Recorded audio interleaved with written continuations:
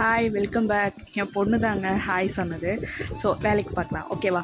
இன்றைக்கி பார்க்குறீங்க அப்படின்னா இங்கே ஃபுல்லாகவே அவ்வளோ மெஸ்ஸியாக இருக்கும். பிஸ்னஸ் ஒன்றும் சாதாரண ஒரு விஷயம் கிடையாது. நைட் ஃபுல்லாக முடிச்சுட்டு இருக்க மாதிரி இருக்கும். ரொம்ப கஷ்டப்பட வேண்டியதாக இருக்கும். இப்போ தான் நான் ஸ்டார்ட் பண்ணியிருக்கேன். 11:30 ஆயிடுச்சு. எனக்கு பிடிச்ச சேனலை வச்சு பார்த்துட்டு, அது மட்டும் இல்லாமல் 2 மணி ஆகும் நான் தூங்க.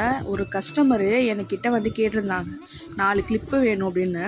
அதுக்கு தான் நான் இவ்வளோ அரேஞ்ச் பண்ணி கொடுத்துட்ருக்கேன்.